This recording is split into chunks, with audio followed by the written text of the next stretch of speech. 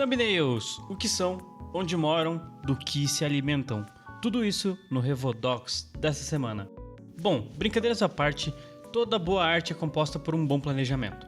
Seja com um mapa de referências bem estruturados e principalmente com você usando a sua cabecinha e pensando sobre soluções de pintura ou desenho. Mas calma. Não fica desesperado. Não joga o rascunho no lixo ainda e não se apega com a primeira versão do seu desenho, que hoje a gente vai entender o que faz uma boa thumbnail e principalmente o que faz um bom rascunho e como fazer um rascunho eficiente. Então, uou, transição!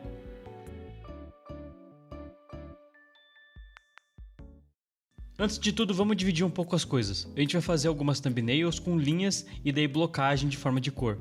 Bom, quando a gente pensa em thumbnail, tem uma coisa que a gente precisa ter como foco.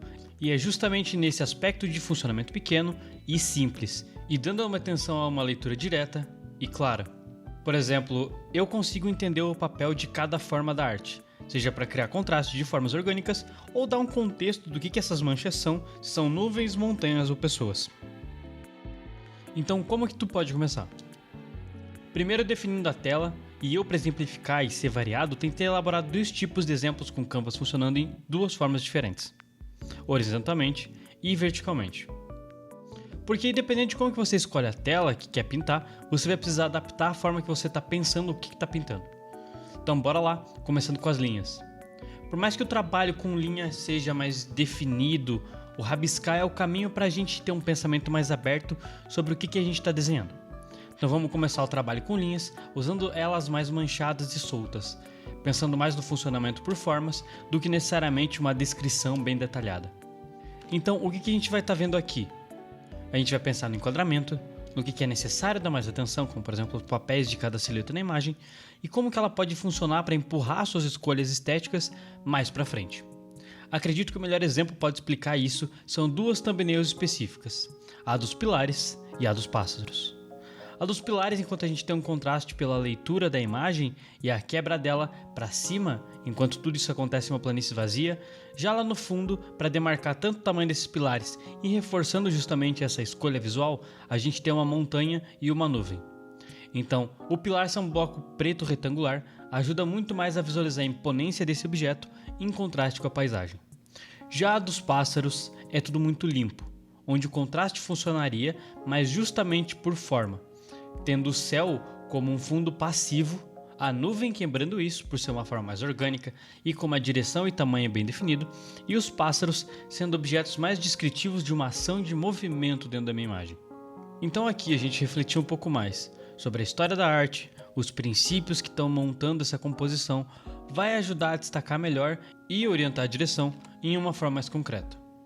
Isso tendo um funcionamento similar quando a gente fala sobre pintura direta com valores.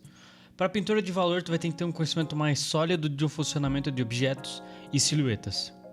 Vai ajudar mais na forma que você estuda, por isso um dos pontos fortes, ainda mais para você que é iniciante, é pegar artes que já funcionam muito bem e resumir elas em planos. Mas como assim? Bom, deixa eu te mostrar para ficar melhor, tá? Valores têm uma limitação, mas é justamente por isso que funcionam tão bem, porque tu começa a separar o que realmente é importante e o que não é. Acho que um bom exemplo de definir o que é importante ou não é a mesma forma que a gente faz isso para os nossos compromissos. Tipo, você marcou de encontrar alguém, mas na mesma hora que tu tá saindo de casa, tem um imprevisto que exige muito mais a sua atenção. O que você vai escolher entre essas duas coisas, se você sai de casa ou se você dá atenção agora para aquele imprevisto, vai ser escolhido na importância da situação para você.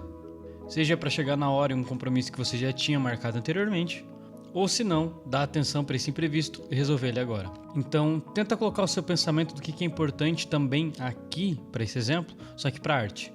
Assim você começa a ver melhor de forma mais sólida, tanto para as pinturas existirem da forma que elas existem, quanto para os objetos serem deixados ou não de fora naquele momento, porque você começa a entender o que é algo importante ou não para a arte. Mas olha, não é que eles não importam, eles só são pontos mais elaborados que você vai sim dar atenção, só que isso em outro momento, em um momento mais tranquilo. Porque senão tu não vai esquecer um detalhe, vai acabar esquecendo outros, vai acabar esquecendo os amigos, os compromissos e no fim das contas termina algo muito mal feito, porque você focou em coisas extremamente específicas. Até esse comentário ficou muito específico, mas juro que tá tudo bem. Eu só tô tentando colocar em um contexto para que vocês consigam entender o impacto que isso tem para a escolha de arte. Isso vai te ajudar muito no seu estudo. Então, se tu tá começando, também pega filme, artistas que você gosta, seriados e coloca para a escala de valor e tenta fazer eles em thumbnails, justamente trazendo o que você consome já para uma arte que faça mais sentido. Isso para você entender bem como que algo que você já gosta funciona. E quanto mais tu fizer isso, melhor. Porque muito da experiência que vai te ajudar a definir o que faz uma boa thumbnail ou não, vai surgir justamente porque você consegue ver as suas escolhas se formando e tomando um caminho de forma mais eficiente.